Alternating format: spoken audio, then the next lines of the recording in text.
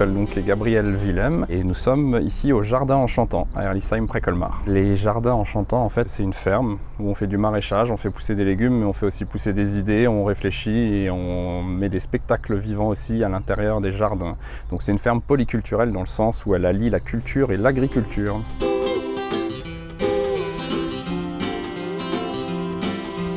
Je suis pas issu d'une famille d'agriculteurs. Mon père était prof de philo et ma mère était prof de français. Je suis parti à Paris à 18 ans pour faire les cours Simon, donc c'est du théâtre, du cinéma. J'ai une carrière de musicien aussi en parallèle. Et quand je suis revenu ici, en fait, je sais pas, ça m'est tombé dessus de pouvoir avoir l'opportunité de faire pousser des idées, comme je l'ai dit avant, de faire pousser aussi des légumes qui sont des légumes sincères et honnêtes. C'est des légumes non hybrides. On travaille sans engrais, on limite l'irrigation et en fait, on n'est pas maraîcher dans le sens stricto sensu du terme. En fait, on veut montrer juste que c'est possible de changer. Maintenant, il y a des gens qui viennent me voir alors que j'ai pas fait d'études d'agriculture pour apprendre. C'est drôle quand même. Un musicien, un pianiste qui continue à être musicien, c'est mon premier métier. Et maintenant, on vient me voir pour me dire mais comment tu fais pousser, comment ça marche. Voilà, c'est une fable en fait.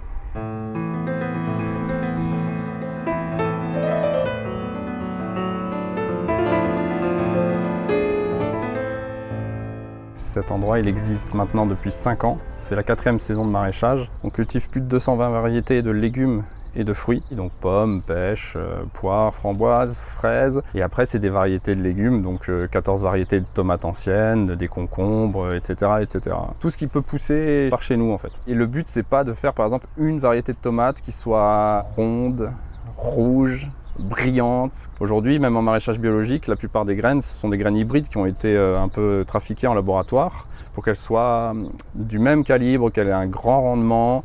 Mais malheureusement, derrière, il n'y a pas forcément le goût et en plus, on ne peut pas réutiliser les graines. Nous, ce sont que des anciennes variétés non hybrides. Et voilà, le but, c'est de montrer que finalement, comme l'être humain, on est tous différents.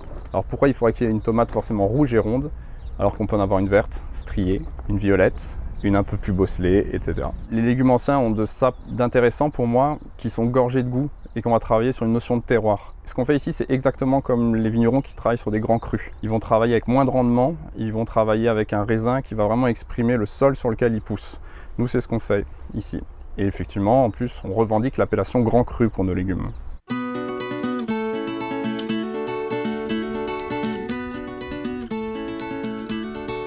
On est labellisé agriculture biologique. Après, je ne peux pas dire qu'on fait de la biodynamie, en tout cas on n'est pas labellisé, mais il y a des pratiques dont on s'inspire. Un peu de calendrier lunaire, même si je refuse tout dogmatisme en fait. Permaculture, c'est un mot qui est très à la mode. On fait de la permaculture dans le sens où on voit ce projet de manière permanente.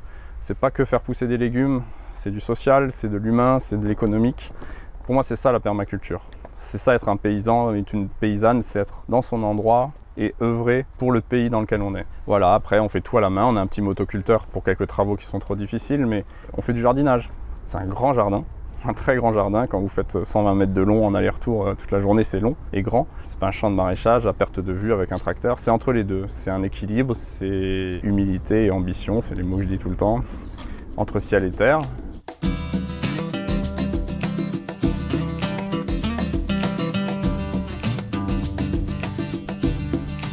Les jardins, au premier sens du terme, ils ont poussé. Déjà, on a récupéré une terre qui était complètement appauvrie. Et à force de travail à la main, d'apport de compost, de musique, d'énergie, d'amour, de rire, de familles qui passent ici, et ben la terre commence à retrouver la matière organique. C'est-à-dire qu'on est en train d'avoir une parcelle qui retrouve de la vie et qui pourra nourrir aussi les générations futures.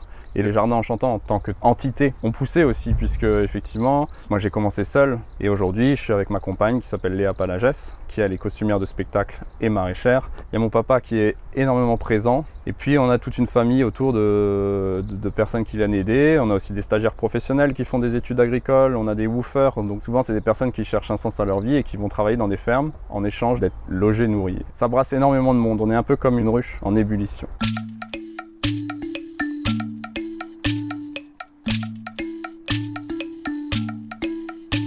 Ici, on travaille vraiment à relier culture et agriculture, nourrir son corps sainement, bien sûr, puis aussi son cœur et son esprit. Par exemple, on fait des paniers de saison, donc on a un certain nombre d'adhérents sur l'année qui réceptionnent nos légumes dans des paniers, et parfois on leur glisse une découverte artistique. Ça peut être un objet d'art, un CD, un livre dédicacé, mais c'est vraiment poussé à la curiosité, à la découverte. On propose aussi un restaurant éphémère le samedi soir, et les derniers samedis du mois, il y a toujours un spectacle. Donc c'est vraiment remettre le vivant dans le jardin. Puis il y a bien sûr notre festival pour fêter le début de la saison. C'est toujours au début du mois de mai. Et là, ça y est, on lance les festivités, on lance les premières récoltes. Et du coup, on entame par 3 journées de portes ouvertes où il y a toujours une grande programmation de spectacles vivants ou même de rencontres, de conférences au pied de nos légumes.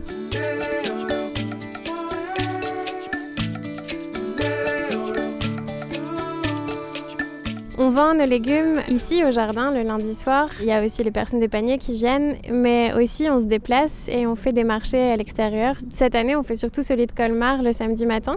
Notre métier, bien sûr, c'est de travailler la terre, c'est d'être dans le champ, dans notre bulle, mais c'est aussi de rencontrer l'autre et de vendre nos produits. Et en fait, c'est presque un moment essentiel, c'est 90% de pédagogie, parce qu'on se rend bien compte que les personnes sont coupées d'une certaine réalité, des 4 saisons même, ou de qu'est-ce que ça veut dire faire pousser un légume à la main, combien de temps ça prend, etc. Du coup, là, le but, c'est vraiment d'échanger, de raconter ce qu'on vit, de faire goûter, en fait, tout bêtement, parce qu'on comprend quand on goûte, et c'est un moment vraiment joyeux de partage, quoi.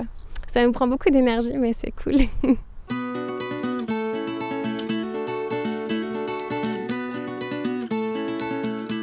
Nous, on a lancé l'idée des restaurants éphémères pour plusieurs raisons.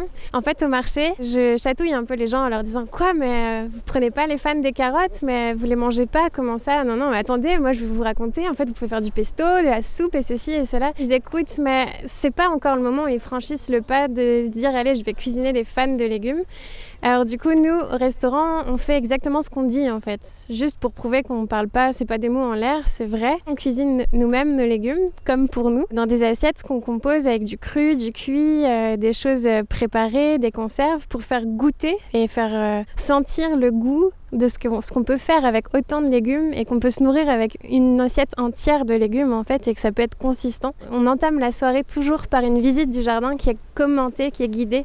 Et là, les personnes, elles peuvent poser des questions et on peut leur dire Viens 2 minutes avec moi, mets-toi accroupi, vas-y désherbe les carottes, regarde combien de temps ça prend, regarde ce qu'on fait nous à longueur de journée, ça ressemble à ça. Et là, la personne, elle met ses pieds dans la terre, elle mange les légumes comme on le raconte, et du coup, il y a plein de choses qui s'intègrent pour de vrai, quoi.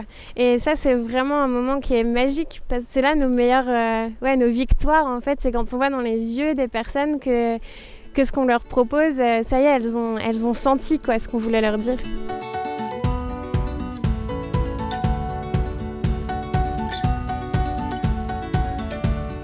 Après ces 5 années des Jardins Enchantants, j'aimerais bien que ça se pérennise d'un point de vue financier. Aujourd'hui, c'est en train d'arriver, il y a toute une force, une communauté dans la région de Colmar qui nous soutient. C'est aussi pour ça qu'on est encore là, parce que concrètement, dans l'agriculture, quel que soit le type d'agriculture, on perd tous les jours des agriculteurs. Pour qui c'est fait tout ça, c'est clair que c'est pas fait pour moi. Bien sûr que je me développe là-dedans en tant qu'être humain, mais à la base, c'est fait pour ma fille, et donc c'est fait pour tous les autres enfants qui arrivent derrière. Et c'est fait pour les copains humains. Comme je l'ai dit avant, je ne suis pas maraîcher, moi, et travailler 80 heures par semaine à 4 pattes et se casser le dos, c'est pas forcément le plus agréable. Mais malheureusement ou heureusement, j'ai eu une maman qui m'a transmis beaucoup d'amour et de sensibilité, et je peux pas rester dans mon canapé avec tout ce qui se passe sans rien faire. C'est une manière d'être actif à ma petite échelle pour proposer une alternative.